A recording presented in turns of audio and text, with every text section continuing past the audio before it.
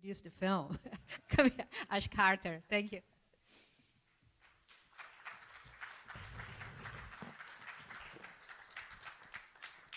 Thank you. I hired an imposter at a very reasonable rate, but he didn't. He didn't follow through. Thank you for being here, and thanks for having me. Oh, thank you.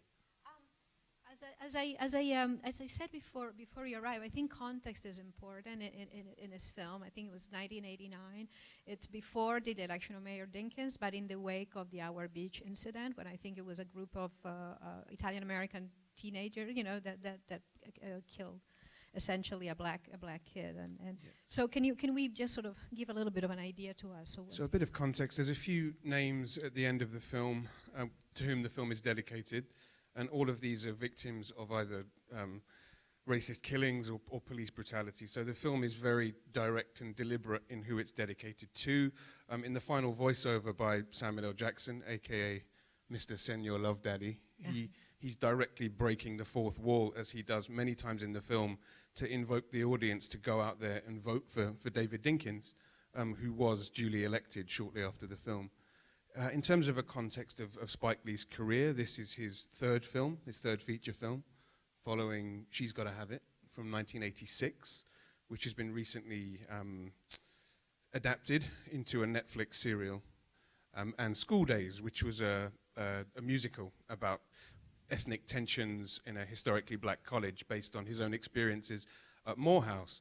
And these are both films that are very ambitious and experimental, formally and thematically and politically. And Do the Right Thing is a studio picture. And this is a real leap for him. And it's a very brave and bold piece of filmmaking. I'd like to talk about the form specifically, because one thing that I notice about Spike Lee, because he doesn't mince words in the press and he deals with very controversial themes, often it's the politics of his films that are spoken of first and foremost, and he's forgotten about as an artist. And what you're seeing with Do the Right Thing is an artist at the height of his powers. He's working with the cinematographer Ernest Dickerson on a 6-week shoot, which was often raining, to make it look like the height of summer. And the costume designer Ruth Carter, who's recently done the costumes for Black Panther, and will surely be Oscar nominated for that next year. So, in terms of the form and the technique he's using, he's really at his height here. So he's been making films for only 5-6 years at this point, and this is a real breakthrough for him.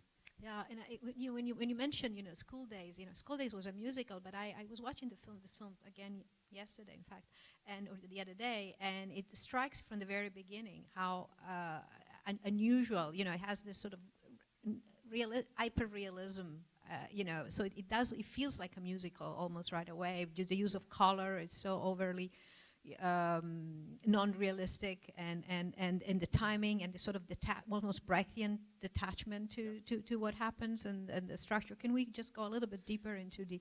Yeah, every time I watch this film, I notice something new and different about it. It's an incredibly unusual film structurally, and the way that it introduces you ensemble style to... It takes maybe 20 minutes to introduce all the characters before any sense of a narrative coheres. And you're right, there is a real musicality to it, not just in the dialogue. There's a kind of, me, who are you, hey, hey, that kind of dialogue between Sal and his two sons and Mookie. There's a choral aspect to that. Then, of course, you've got the corner boys, who effectively act as a Greek chorus. Yeah, exactly. Then you have the score, which is arranged by Bill Lee, Spike's father, and then also the soundtrack, of which Public Enemy, Fight the Power, acts as the clarion call right at the beginning. And it's quite subtle, but just before Public Enemy kicks in, you hear, just over the Universal logo, the African-American national anthem by James Weldon Johnson, Lift Every Voice and Sing. So from the very first second, there's music. And there was actually two soundtrack albums. You had the score and the soundtrack, and they were both hugely successful. So music, and there's a very theatrical element to this film. It's also rooted in African-American art traditions, like Romare Bearden, the kind of cut-up collagist painter. So there's so much visually in there that you need. It's almost overwhelming, isn't it? Yes, it really is.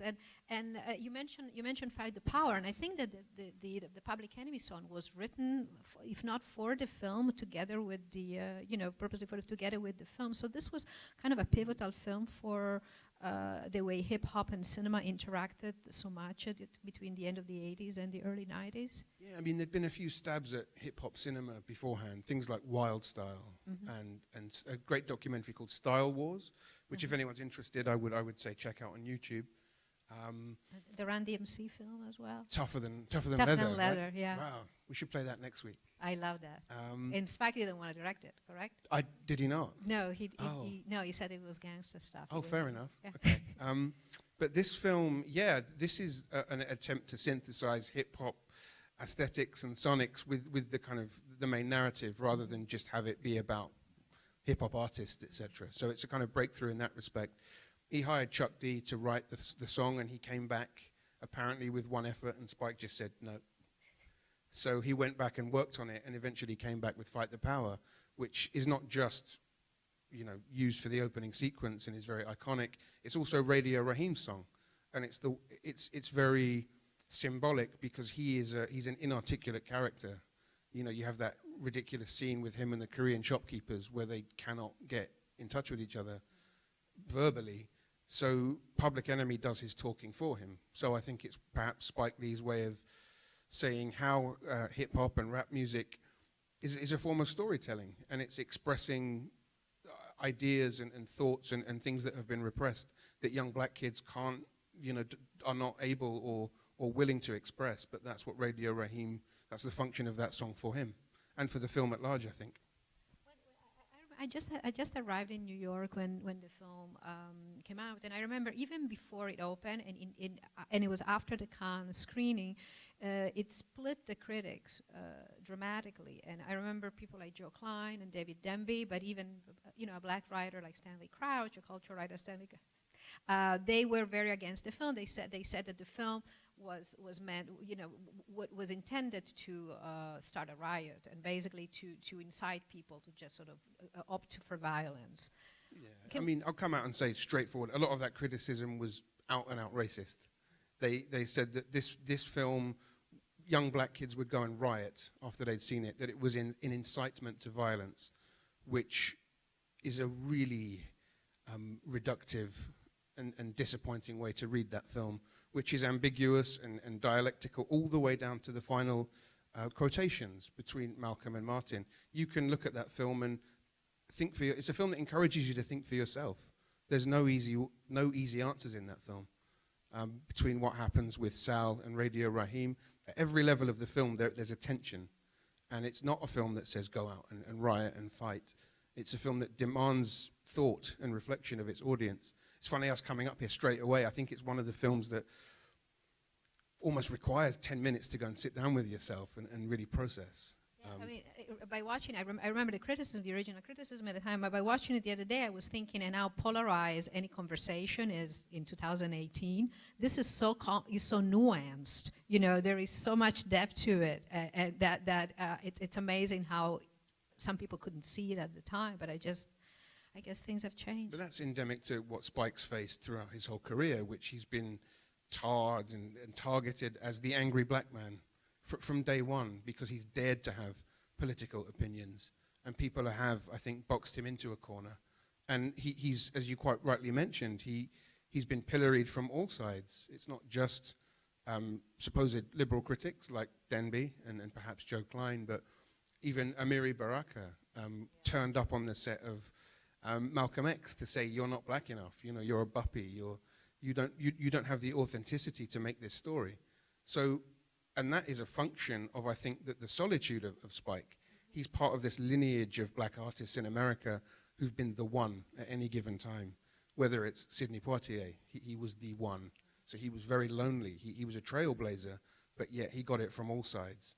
And the reason this whole idea of the one emerges is because of many industrial and social factors that make the industry what it is. And I think suddenly now we're seeing, I say suddenly, it's been many years in coming, but finally today we have something approaching a multiplicity of voices. There isn't just the one. Ava DuVernay's doing great stuff, Barry Jenkins, Ryan Coogler, and they're giving these guys money to make proper work and art, and hopefully we'll see sustained careers. But Spike, for many, many years, was the one. But I think, I mean, as you said before, there is something about Spike's persona His name. that you know, makes it easier to sort of marginalize him as the angry black man, or you know, someone who wants to pick a fight. But I think, you know, I think what's interesting to me, and he mentioned, I was reading an interview he gave on Do the Right Thing, and he said, oh, they will attack me because the black middle class will not like this because I don't offer a lot of positive roles. And in fact, he was attacked for that. And I think it's interesting in some of his films, in several of his films actually, and I was thinking Bamboozle, but I was thinking of Get on the Bus, Girl 6 to a certain extent, where he manages to be critical of the black community. He's not tender. He offers all kind of perceptions. He's not a warm hug type of guy or filmmaker. Bamboozled in particular is this is a film that I watched far more times than is healthy. This is the one you wrote a book about. I wrote a book about this in 2015. Has anyone in the room seen Bamboozled? A few people. So the premise of this film is a frustrated African-American TV executive who's fed up of not being able to make intelligent and progressive work about black people, black middle-class families. So he decides that he's going to get himself fired and take a nice severance package by coming up with the most offensive idea he can. So he hires two African-American tap dancers or street performers. He gets them to put on blackface, and they do a contemporary minstrel show. And lo and behold, like the producer's style, Mel Brooks style, this becomes a huge success. And this film is one of the most difficult films, I think, imaginable in terms of the demands it makes on an audience. And it's angry and critical in all directions. It's angry about the black performers who allow themselves to be sold out in such a way or represented in such a way. But moreover, it's angry at the structures and the systems that allow these things to happen and to be perpetuated. And I think when we look at questions of representation, something I wrote about in the book, once a year we funnel all of our energies in the industry towards the Oscars, and we get very excited and agitated about who's going to win this, who's going to win that. But we rarely talk about what these roles mean and what's actually happening on the screen. So if you look at some of the last few Oscar winners, even though they're heralded as big breakthroughs, often black actors are still playing slaves or welfare queens or criminals. I'm thinking of Denzel in Training Day. And this is not to, or Lupita Nyong'o from 12 Years a Slave. And now this is not to denigrate the quality of the roles themselves, but it's to ask maybe a broader question about what kind of representation the industry still venerates. And that's where Spike comes into it with a film like Bamboozled, where he's extraordinarily critical of everybody within the system and perhaps even himself for participating in it. And I think Chirac was also part of the same way of Yeah, this is Chirac, Spike Lee's very strange musical from a few years ago. It's a gun violence comedy musical, everyone's favorite genre. set in Chicago. Based on Lysistrata, the old, where the ladies refuse to give it up until the killings stop. There you go. And some people gave him money to make it, and he did, and it's a really interesting movie.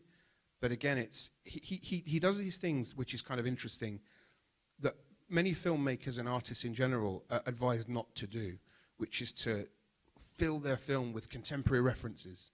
So in this film, you have the Mike Tyson, very prominently displayed in the frame. You've got Mike Tyson, you've got the Tawana Told the Truth, Broadway. which is Tawana Brawley, the lady who claimed that she'd been raped, yeah. And there's references to a certain Mr. Trump as well. Good job he disappeared from public view. And you know, that's something that Spike Lee does. He fills the frame with pop cultural references, which are directly attempting to speak to his audience then. But in a film like Do the Right Thing, when you see history repeating itself, with incidents like Eric Garner, who was killed by the police chokehold a few years back. And Spike actually cut this sequence together with the Eric Garner footage. And you see that these films, the films that he makes, because he's dealing with inherent issues that are American values, I suppose, that are very endemic and essential to the fabric of American society, that they never go out of style, however disturbing that may be.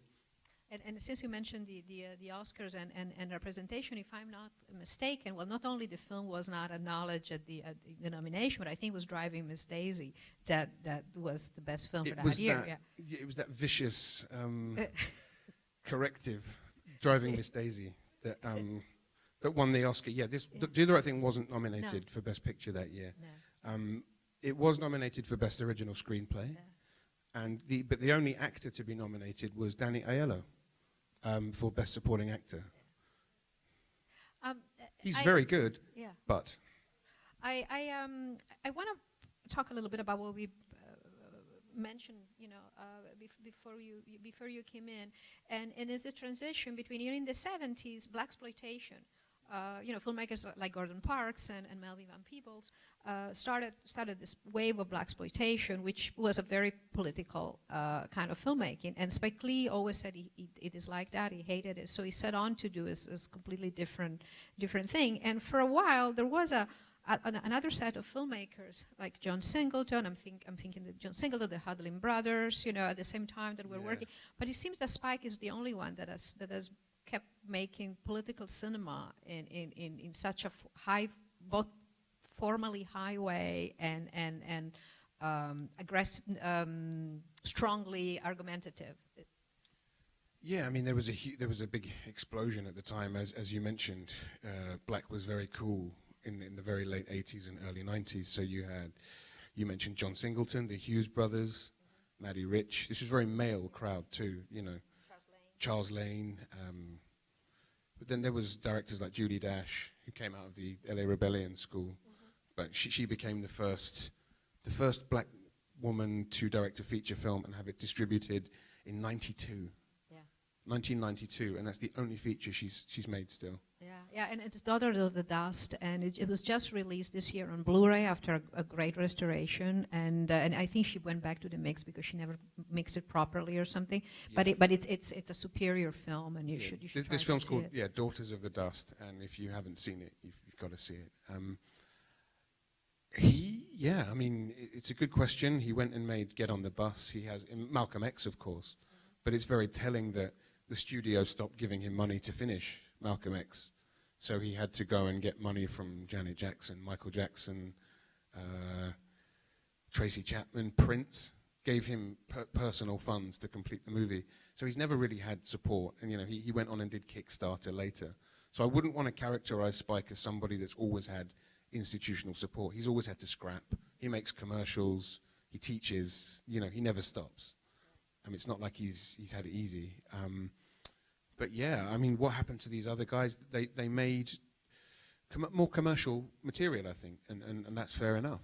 It's a business at the end of the day. John Singleton made Rosewood, which is an incredible movie, but that didn't get as much critical play or commercial play as his more accessible films. So I think there's a story there about what you're allowed to say and what you'll get paid for.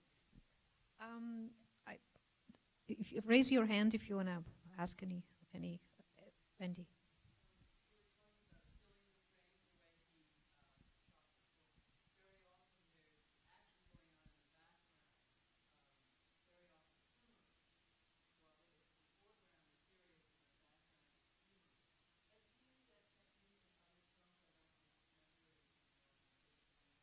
Yeah, I mean, maybe you're thinking of the scene when Love Daddy's very hungry in the background, and there's a very serious discussion going on in the front of the frame. He's one of the great. The pretentious term is mise en scène, the French terminology for just essentially what is in the frame at any given time. And in everything he does, working with Ernest Dickerson and production designer Monty Ross in this film, that's why there's so much replay value to his stuff, because you're always missing things. And yet, so in answer to your question, yes. Can't give you specific examples right now, but Whenever I watch his films, we were talking about this before, even films of his that I've not reacted to particularly positively, I'm never bored by them, because whether it's formal or thematic, there's always something interesting happening, whether it's in the frame or in the themes that he's broaching.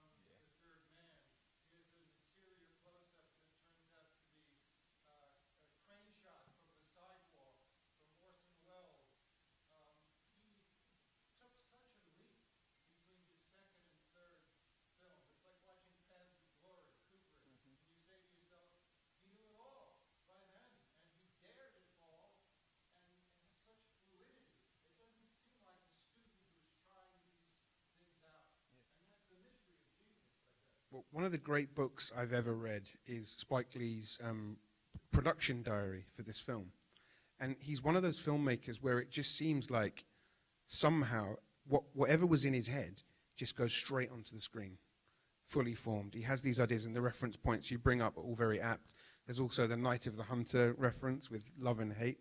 You mentioned the Dutch angles and the way they come into the film when the tension rises in the pizzeria, for example. And yeah, I agree with you. I mean, he just seems to me, in the same way that Scorsese or another contemporary like Paul Thomas Anderson, who he made Boogie Nights when he was 26, which is crazy when you watch that now. And Magnolia, he's 28. You're just a natural filmmaker. I don't know if there is a special alchemy to that, but again, I was talking with my wife about that. Like when you're on track to do something, you decide when you're a kid, and all you do is watch films. And then those influences become a part of you, and they become part of the fabric of the film on a thematic and political level as well, and augment all of that. So it really is something else, this film. The colors and it's the red, even watching it today, the Corner Boys. Yeah, those colors. It's like Eggleston. It's crazy. Yeah. So it's painting it's really, and it's interesting the reference you made before as studio film, because this was not a gigantic, obviously it was not a gigantic production, but it was his first studio film. And you really feel the knowledge of studio filmmaking, and I don't think you were here when I mentioned that. I think I read in either the production diary, I forgot where, but Ernest Dickerson mentioned Jack Cardiff. They mentioned watching Michael Powell's use of color. They mentioned the Third The Red Man. Shoes as well. Yeah. So it's interesting with Spike with me. Even again, some of the films I don't find accomplished completely, but they're always interesting. And even when they look messy, there is such an art in the cacophony of things he throws in. I watched Jungle Fever last year for the first time ever on the big screen. I'd never seen it before. And I just found it completely overwhelming experience. The choreography of the camera movement. And it's also working with budgets that you don't see at that mid-level anymore. There's kind of blockbusters and comic book movies, and then micro-budget indies. And generally that mid-level of a film like $20 million budget, they don't tend to get made that much anymore. So to watch the level he's working at with Ernest Dickerson, who's his cinematographer with whom he made his first 6 features. So She's Gotta Have It, School Days, Do the Right Thing, Mo Better Blues, Jungle Fever, Malcolm X. And the work that they did together is incredible.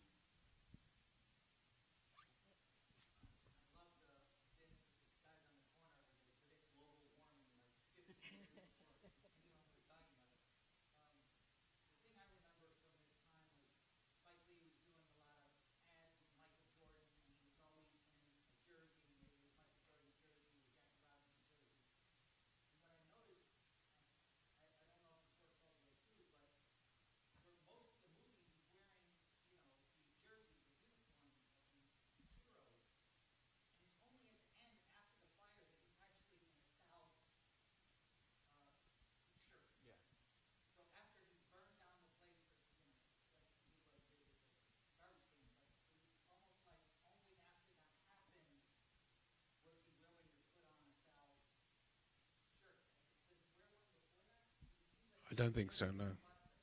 Yeah. Yeah, I think after the it gets to it after the shower. There's in the prelude of setting. Costume's really important in the film as a theme. And as I mentioned, Ruth Carter, who's worked with Spike a lot and has just done Black Panther. I think the costumes are really interesting. He wears the Jackie Robinson throughout. That's very predominantly...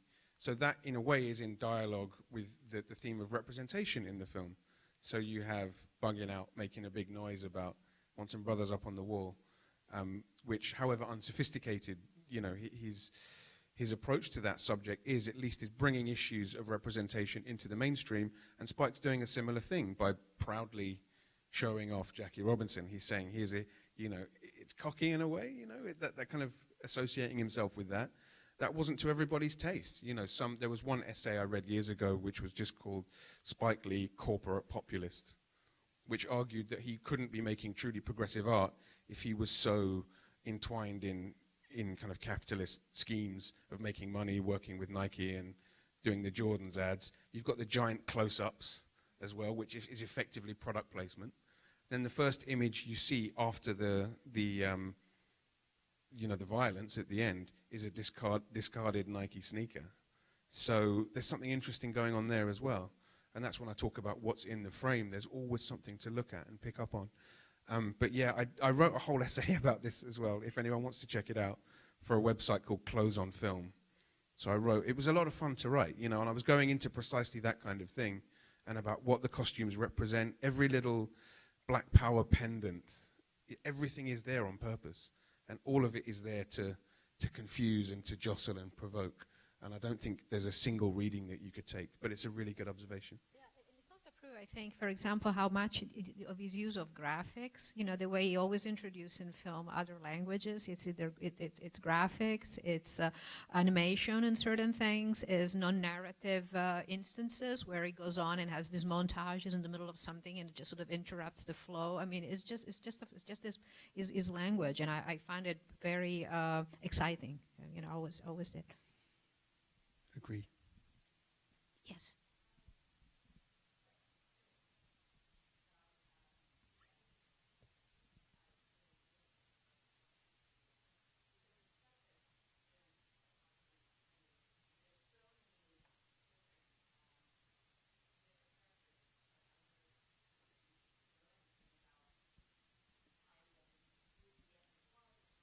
I think it was Barry Brown.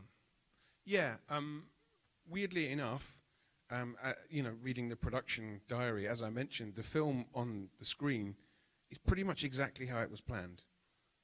You know, in terms of the way it came together.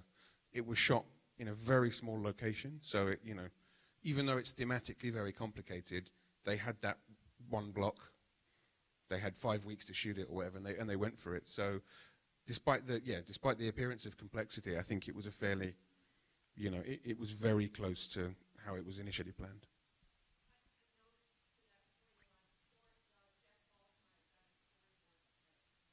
Okay, cool.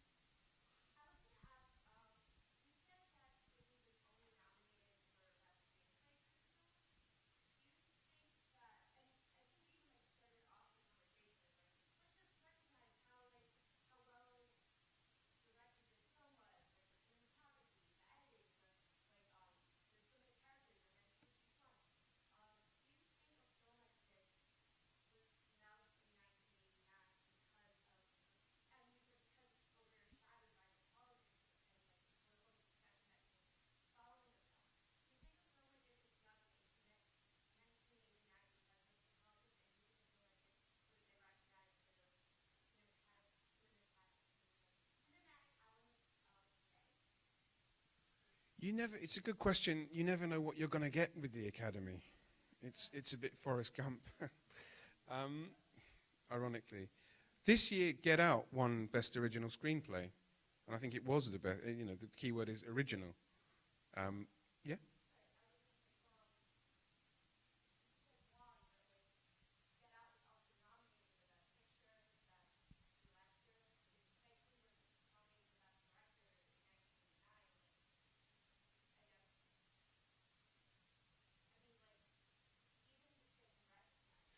I know it's hard to take. Like it just seems so ridiculous, and the idea that it got 1 or 2 token nods is perhaps even worse. If they just snubbed it all together, you might be able to make a more coherent argument for that. I don't know. I don't know what was. There's obviously been a huge effort recently to diversify the Academy's voting body. You know, they've been embarrassed by Oscars so white time and again. So things are changing institutionally. I get a little frustrated, as I mentioned earlier, when the whole industry seems to shut down for a quarter of the year. You know, I work at a cinema. I work at BAM in Brooklyn, and our first run titles, often we don't have a great deal to pick from for a large part of the year, because so much of the bigger titles, in terms of distribution and exhibition, are sandwiched into a really small window for Oscar recognition. And the whole industry seems to point towards that, and it's almost as if there's only 4 or 5 films worth talking about for 3 or 4 months of the year, which is, you know, I understand it. You know, if you win an Oscar, all you need to do is watch like Jamie Foxx's acceptance speech for Ray to see how much that really means. And I do recommend you check that out. It's a great performance. But in answer to your question, I don't know. The Academy does what it does. There's been more strange snubs than do the right thing, and more kind of strange winners. I thought Moonlight was incredibly strange because it was actually the best film of the year, and that never happens with the Oscars. But yeah, it's hard to take. I think he should have. You know, Denzel Washington didn't win the next year for Malcolm X. Who won it instead? Was it Pacino for Scent of a Woman? For a blind screaming detective versus Malcolm X. But, you know, it's a shame. You know, I don't think... Who's talking about Driving Miss Daisy now? You know, I don't think it's a bad movie, but I do think it comes up most often when people are talking about Do the Right Thing. But I think you have a point, actually, when you say that, you know, like the old cinema thing shuts down for like a third of, you know, fourth of the year, just because you have to talk about this thing. So there's more and more narrowing of the image of what an Oscar movie, you know, should be and as be. I mean, as a film writer, you know, for 3 months, I have nothing to write about because it's all those movies. Professional full-time Oscar pundits. Yeah. There are entire websites dedicated to award speculation. Yeah. It's an industry unto itself. Yeah, and it doesn't really encourage different kind of films. And then sometimes something makes it, like Get Out this year, you know, true. But it's sort of a problem. They gave him an honorary Oscar a couple of years ago. Spike Lee, yeah, which is kind of awkward because he's too young, you know, to have that. And they must have felt really bad one night. And they gave it to Charles Burnett, another great African-American filmmaker, Agnes Varda. You know, these great artists that have been consistently overlooked. Yeah, and they're given, they're given like the Career Award, which is not shown on the main Oscar ceremony, of course. They have a separate thing where... It happens in November. Yeah, it happens like months happens before. a completely different time. They have a nice dinner where everybody compliments each other. We see pictures, and and they get a gold star for that. But you never saw Charles Burnett, who's a true master, you know, on that stage. This is another trail. You know, you talked about the John Singletons and the Charles Lanes, but there's a whole history of Black American independent film, mostly on the West Coast. Well, going way back, we could talk about Oscar Micheaux and the silent era and race movies, but thinking of the 70s, what was going on at the same time as blaxploitation, kind of overlapping, and in the same area. This is at the UCLA. But the thing with these filmmakers was that they were not necessarily commercially minded. So they were trying to make, I suppose, how would you put it, psychologically very interior films about domestic life and psychology and things like that. These films were never going to play to big audiences. They do play today, you know, they've had a resurgence, but what really made Spike Lee stand out as a black independent filmmaker was, as you mentioned, the marriage of politics and being commercially minded. So you've got an intensely political film that is also very, very watchable and entertaining and funny, and has Public Enemy on the soundtrack. And he puts himself in it. You know, he's in it, he writes, produces, directs, and he stars in it. He is a brand, he's branding himself. And that didn't sit well with some people. I don't mind. But that alienated him from some people, but you know, he was very unambiguous and unafraid to put himself out there. Barbara? Good to meet you finally.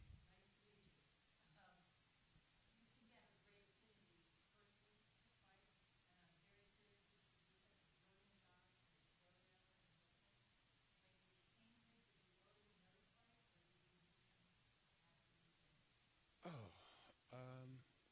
he's actually in my ear here, feeding me all the answers, by the way.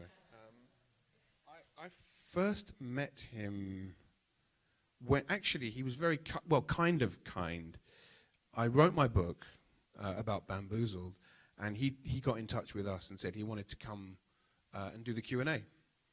So I'd written this book about his film, which wasn't entirely praiseworthy. You know, it was. So I was like, oh God, what's he going to say? But I think he seemed. I assume he was happy that someone had taken that much level of interest and care and taken such a deep critical reading of a work that had been panned by the critics. Audiences didn't love it, and I think he respected and appreciated that. So we had a really nice Q&A. However, one thing I will say was that I was hoping to sell some books that evening. So I set up my stand, and my publisher was there, and then out the corner of my eye, I saw Spike's entire merchandise unit come in and set up next to me, and I was blown out of the water. But we made it up. Oh, okay, we have one more. There's a French film, La Haine, or Hate, by Cassavetes, which had a similar reception. It caused a lot of discussion and political controversy. Yeah.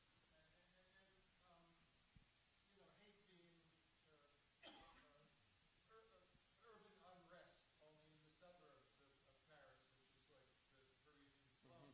And in the commentary to that film, at the very, very end, Cassavetes in effect says to young filmmakers, go out and make trouble, which sort of moved me to tears because, I was shooting at the time under difficult conditions, and I thought, God, how many independent filmmakers want to make a studio film to have more money, a better crew, better acceptance, get nominated, and the last thing on earth that they want is to go out and make trouble.